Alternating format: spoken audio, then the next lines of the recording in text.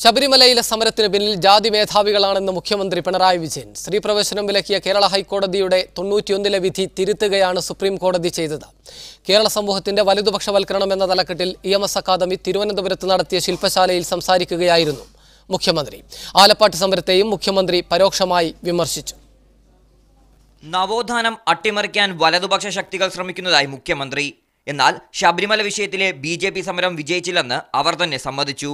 തെറ്റായ ഒരു കാര്യം ഹൈക്കോടതി ഒരു ഘട്ടത്തിൽ പുറപ്പെടുവിച്ചത് സുപ്രീം കോടതി തിരുത്തുകയായിരുന്നു. 91 ഒരു ജഡ്ജിയുടെ ഉത്തരവ് വരുന്നു. ആ ജഡ്ജി ആ ഉത്തരവ് പുറപ്പെടുവിക്കുന്നത്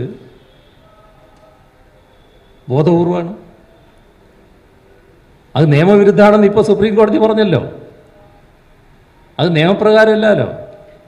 കേന്ദ്ര സർക്കാർ BJP അധീനതയിലല്ലാത്ത സംസ്ഥാനങ്ങളെ സാമ്പത്തികമായി ഞെരുക്കുന്നു. അവരുടെ താല്പര്യത്തിന് അനുസൃതമല്ലാത്ത ഭരണം നിലനിൽക്കുന്ന സംസ്ഥാനങ്ങളാണെങ്കിൽ അവർ ഏതെല്ലാം തരത്തിൽ ബുദ്ധിമുട്ടിക്കാൻ പറ്റും, സാമ്പത്തികമായി അടക്കം എങ്ങനെ ഞെരുക്കാൻ പറ്റും, ഇതും കേന്ദ്ര ഗവൺമെൻറ് ഒരു അജണ്ടയായി എടുത്തിരിക്കുകയാണ്.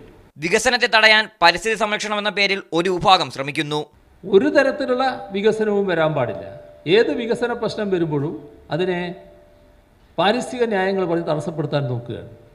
അത് പരിസ്ഥിതി സംരക്ഷിക്കലല്ല അവരുദ്ദേശിക്കുന്നത്, വികസനത്തെ തടയലാണ്. ചില മതസംഘടനകൾ സങ്കുചിതമായ താല്പര്യം വെച്ച് പുലർത്തുകയാണ്. നവമാധ്യമങ്ങളിലൂടെ സംഘപരിവാർ കള്ളപ്രചാരണങ്ങൾ നടത്തുന്നു. ഇടതുപക്ഷ മനസ്സുകൾ നിലനിർത്താൻ നല്ല രീതിയിൽ അധ്വാനിക്കേണ്ടി വരുമെന്നും മുഖ്യമന്ത്രി പറഞ്ഞു. മീഡിയ 1 തിരുവനന്തപുരം.